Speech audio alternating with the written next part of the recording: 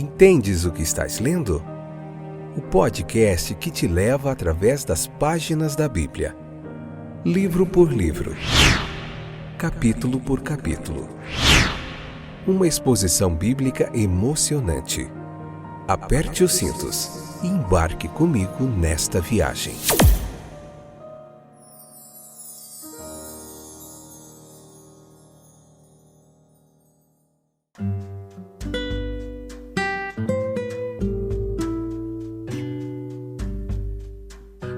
Olá, pela infinita misericórdia de Deus, estou de volta, eu sou o Fábio, esse é mais um episódio do podcast Entendes o que estás lendo.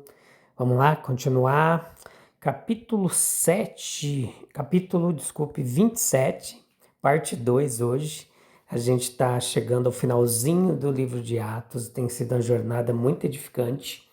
Hoje a gente está no capítulo 27, a parte 2, episódio de número 881, 10ª temporada, já é demais. A gente vai falar sobre o desapontamento. Leia comigo o capítulo 27, versículo 12 ao 15. Leia também todo o capítulo 27 e escute os outros episódios. Aqui a gente faz uma pregação expositiva, um estudo sequencial do texto bíblico, onde a gente traz para você o que há de melhor no comentário bíblico em áudio disponível na internet para você se aprofundar um pouquinho mais no texto bíblico. Isso nasceu também, claro que da nossa paixão por estudar a Bíblia, há muitos anos que a gente estuda e ensina o texto bíblico.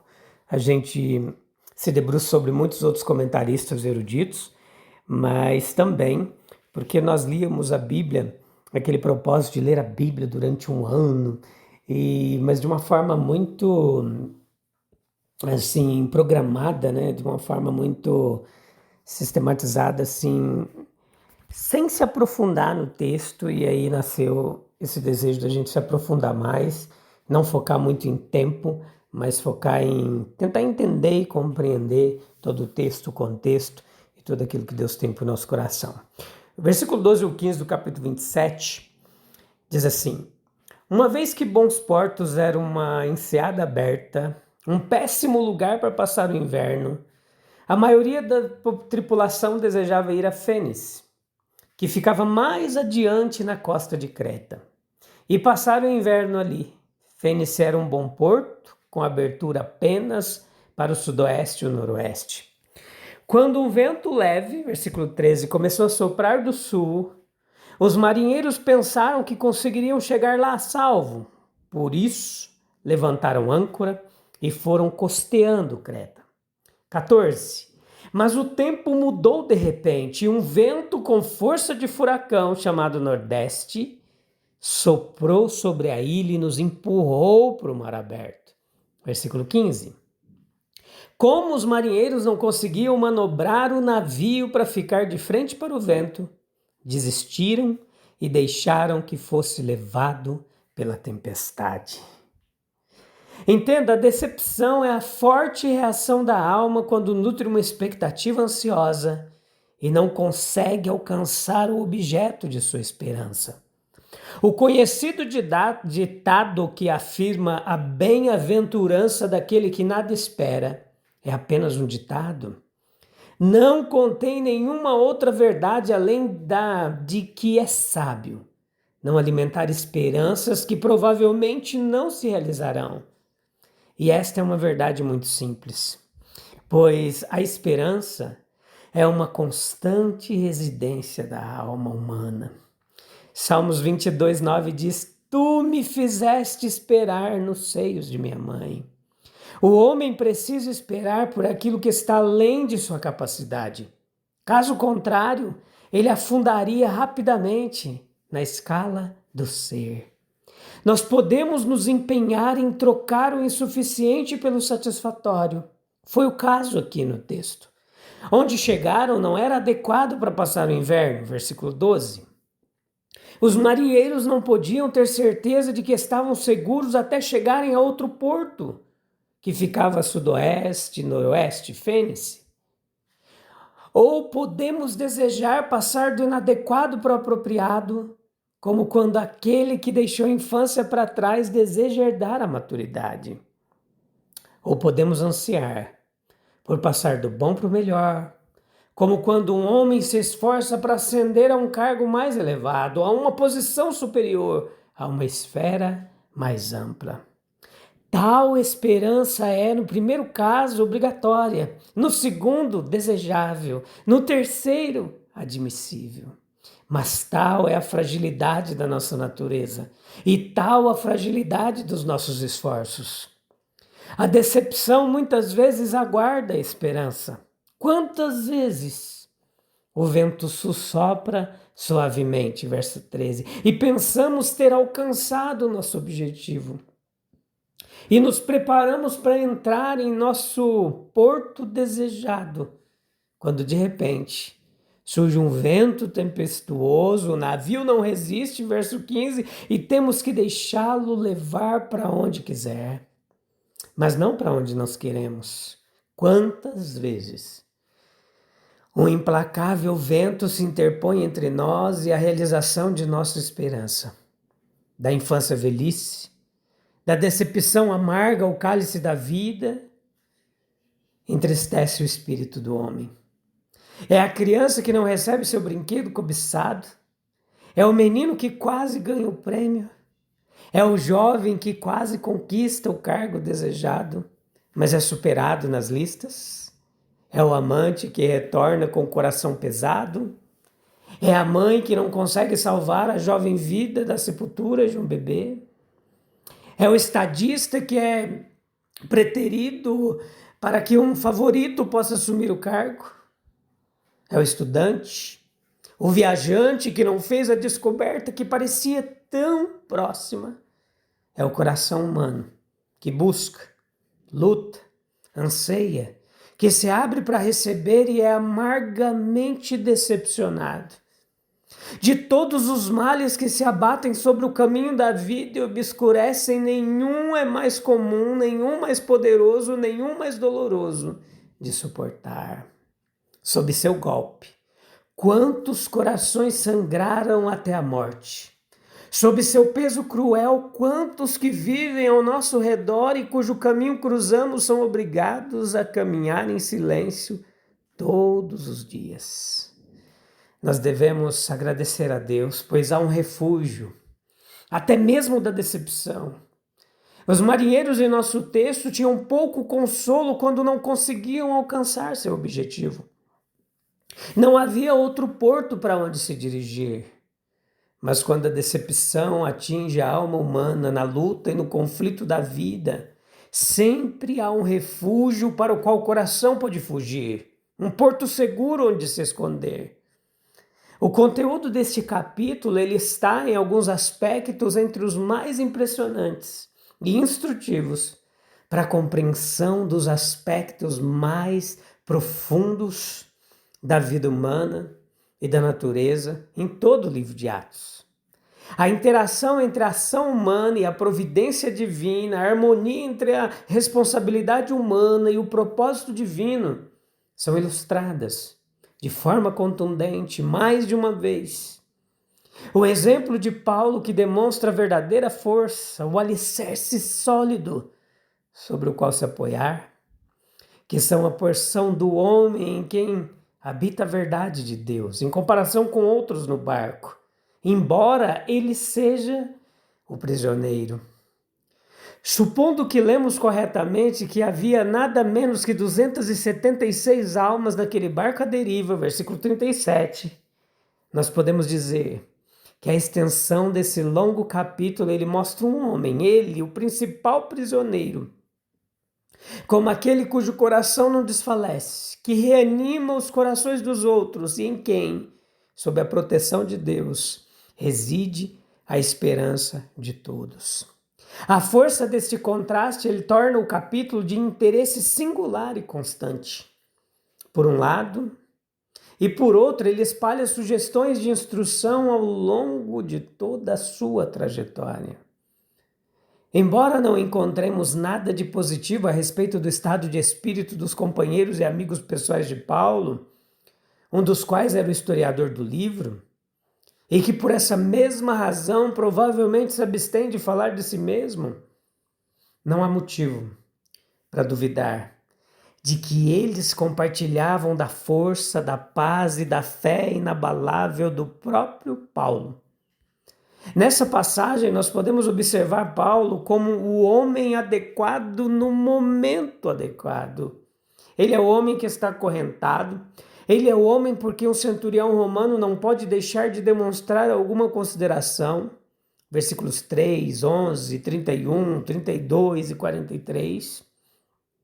Embora o tenha como responsável pelo tribunal de César, Paulo é um homem que sabe o que lhe é devido e, negando qualquer negociação com espírito de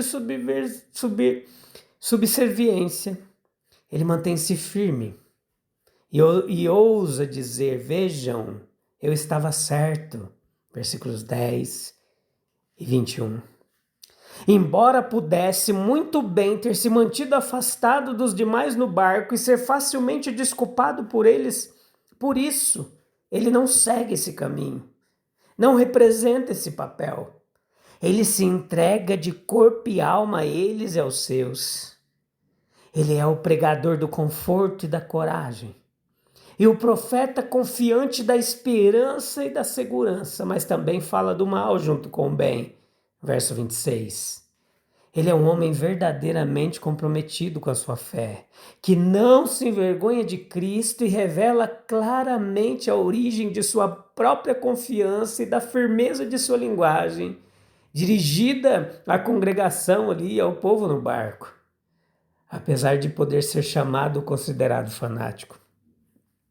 Deus não se esqueceu de seu filho, seu servo, seu sofredor ansioso. Ele havia servido Paulo por tanto tempo que nada lhe era mais precioso do que pensar que Paulo era propriedade reconhecida e segura de Deus, de quem eu sou e a quem eu sirvo.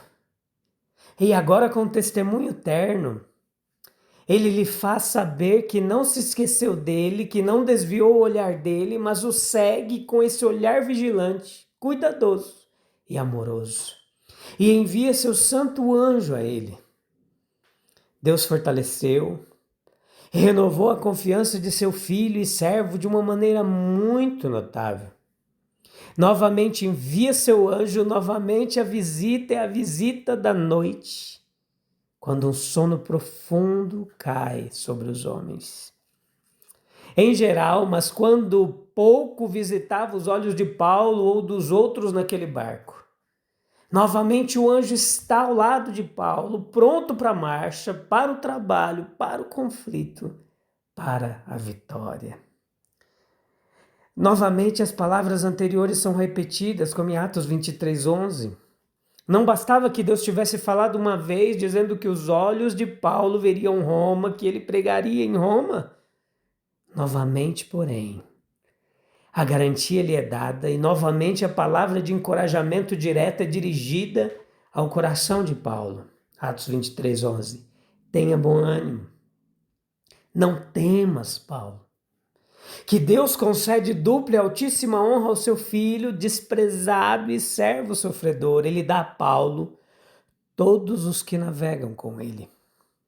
E assim o Deus que fez de Paulo o homem do momento, fez assim pela força de sua memória afetuosa, pela linguagem reconfortante e tranquilizadora que ele dirigiu e pela honra prática. Uma verdadeira dádiva de honra que lhe concedeu. Pode ter exigido alguma coragem de Paulo para fazer esse último anúncio, não fosse um fato bastante significativo. A grande maioria dos que navegavam com Paulo não tinha coragem alguma. Havia perdido a esperança, a língua para zombar, os lábios para escarnecer e o semblante para rir incrédulo. Com tudo aquilo com que é muito provável que o seu anúncio tivesse sido recebido em qualquer outra ocasião. Esses foram os meios pelos quais aquele homem se aprofundou em Deus. A declaração desses meios está registrada nas páginas do livro e ilumina a vida do homem com simplicidade, com brevidade, com grandeza e com uma singularidade impressionante, porque eu creio em Deus, diz Paulo. Que palavra é essa? Que coisa poderosa! Quão poucos a dizem com tamanha firmeza, quão poucos a praticam, e quão menos ainda a praticam de forma consistente e persistente. No entanto, é o segredo da paz, da força, da influência, do único tipo que vale a pena ter e perdurar, e da riqueza celestial. O que possui o homem que pode dizer isso com simples e plena verdade, porque eu creio em Deus, e o que lhe pode faltar? Dele se pode dizer isso e basta. Ele tem todas as coisas e em abundância. Quão triste, lamentável, pecaminosa é a instabilidade do homem que não consegue dizer isso de coração. Mas quão forte e seguro do naufrágio é o homem que consegue. Meus queridos, quantas vezes confundimos o vento que sopra suave com a certeza de que Deus aprovou o nosso rumo. Quando a tempestade nos empurra para longe do porto desejado, ainda cremos que Deus continua no controle da viagem? São questões para a gente refletir enquanto encerramos mais um episódio. Vamos orar? Finalizar coração. Você tem um lugarzinho tranquilo aí para você entrar, fechar a porta em secreto e falar com Deus que te ouve em secreto? Espero que sim. Senhor Deus, quando nossas expectativas são frustradas, quando a decepção pesa sobre a alma, nos ensina a discernir entre o teu tempo e a nossa pressa. Guarda-nos dos enganos, das aparências favoráveis e fortalece-nos quando o vento muda de repente. Que como Paulo a gente possa dizer com verdade, creio em Deus, mesmo quando o navio não responde ao leme. Sê tu o nosso refúgio na decepção, nosso porto seguro na tempestade e a nossa esperança quando tudo parece à deriva. Amém, amém, amém. Já é demais. Que bom que você ficou aí até o finalzinho. Que Deus abençoe grandemente sua vida. A gente volta no próximo episódio para continuar meditando na maravilhosa palavra de Deus. Um abraço. Deus abençoe. Até breve. Tchau, tchau.